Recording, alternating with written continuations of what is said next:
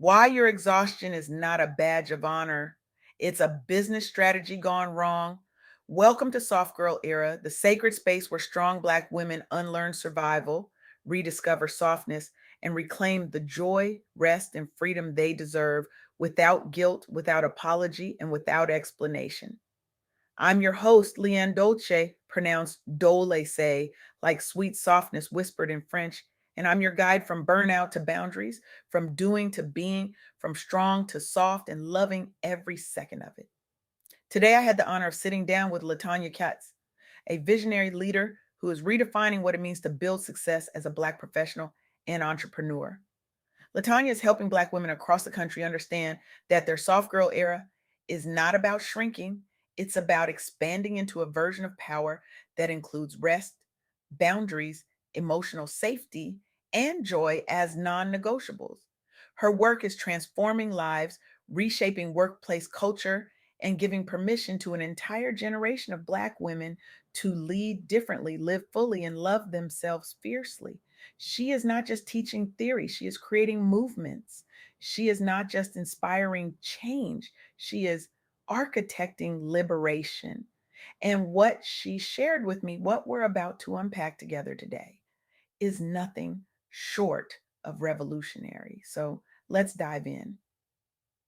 Here's what most of us have been taught: success, especially for Black women, requires constant grind, hyper independence, emotional armor.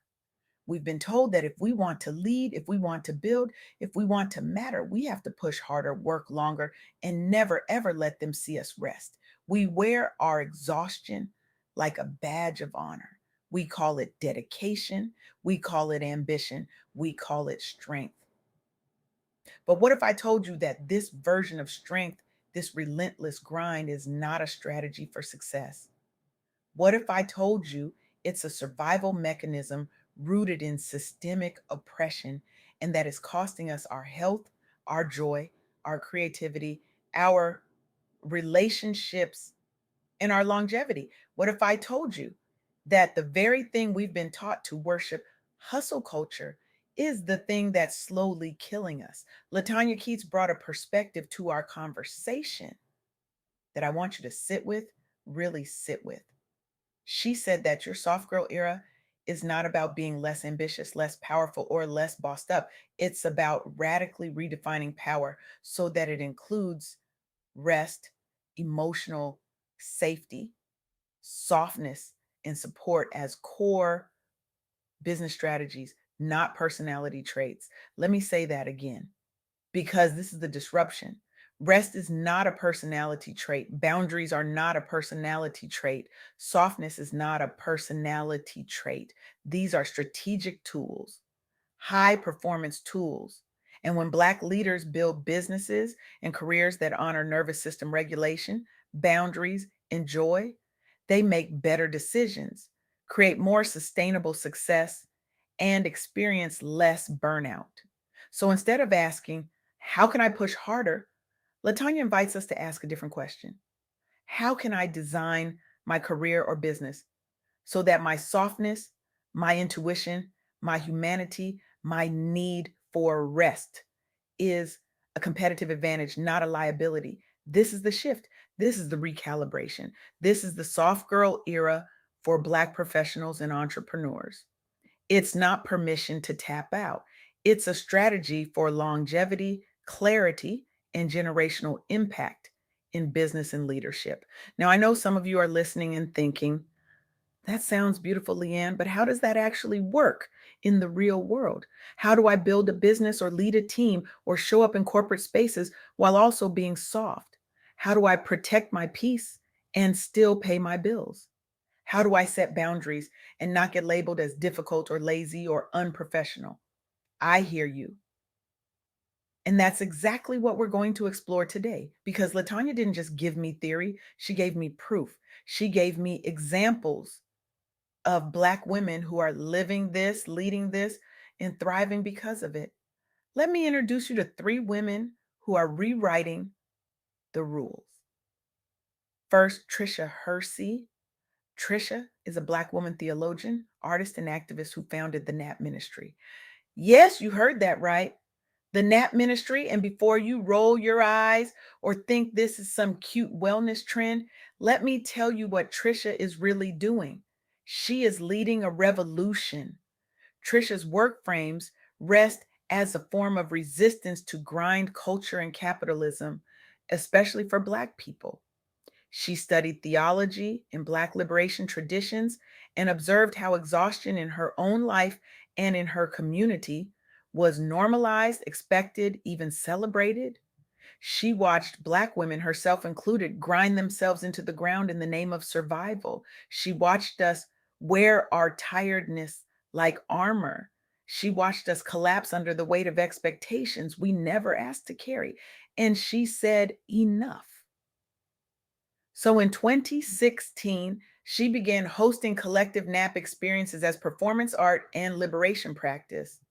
She invited Black people to experience rest in community, not as a reward, not as something you earn after you've worked yourself to exhaustion, but as a right, as a radical act of resistance, as a reclaiming of our humanity.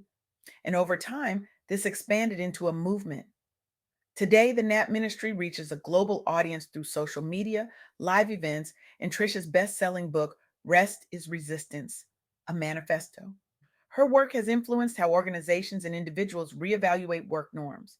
Her concepts have been integrated into wellness programs, leadership conversations, and diversity, equity, and inclusion initiatives that center Black employee well being. But here's what's most important: Trisha helped normalize the idea that rest is essential, not optional, for Black professionals, especially Black women. She inspired Black entrepreneurs and leaders to build softer, more humane business models and workplace cultures. And she demonstrated that embracing a soft girl era grounded in rest can coexist with high impact leadership and successful thought leadership. Trisha Hersey didn't build her platform by grinding herself into the ground. She built it by resting, by being soft, by refusing to participate in a system that equates exhaustion with excellence. And now she's changing the world.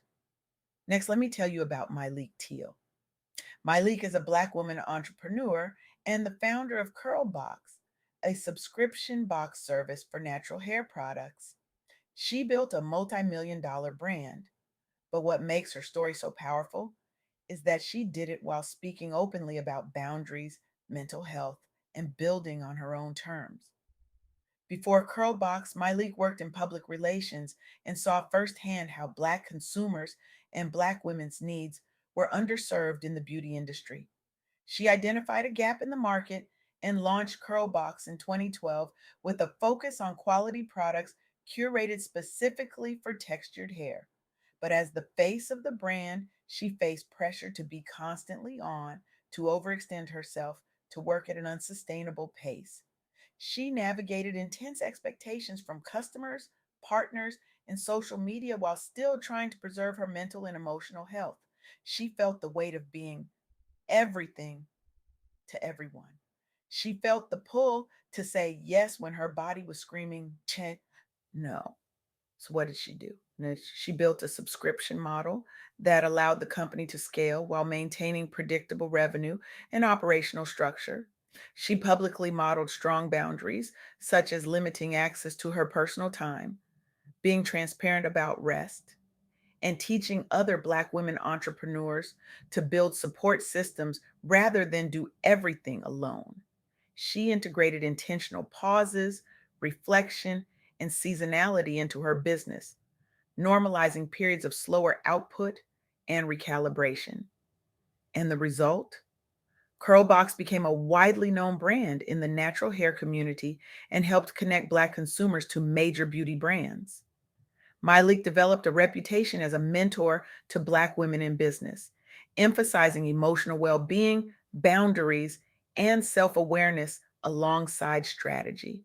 Her content and talks have encouraged many Black women to design businesses that honor their capacity rather than replicate harmful hustle patterns. Myleik Teal demonstrated that it is possible to be a high achieving Black woman entrepreneur, Shelby here, while actively rejecting exploitative hustle culture. She helped normalize the conversation around boundaries, rest, and personal evolution as integral to Black women's professional and entrepreneurial journeys.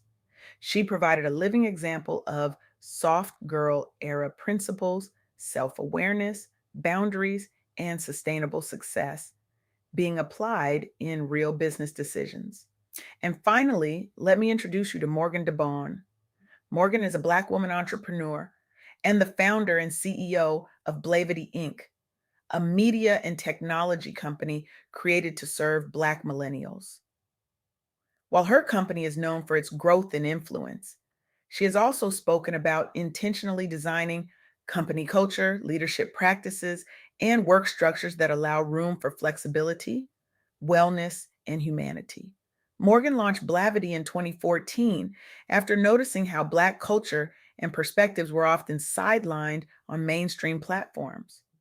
She and her co founders bootstrapped and then raised funding to grow the company, facing the dual challenges of being Black and being in media and tech. But as the company expanded, she publicly discussed prioritizing mental clarity, strategic rest, and building systems that prevent burnout, especially during periods of rapid growth. She centered mission and culture in the company's strategy, making sure Blavity's work reflects and supports Black life holistically, not just as content consumers. She embraced flexible work structures and emphasized the importance of balance and wellness in interviews and leadership conversations.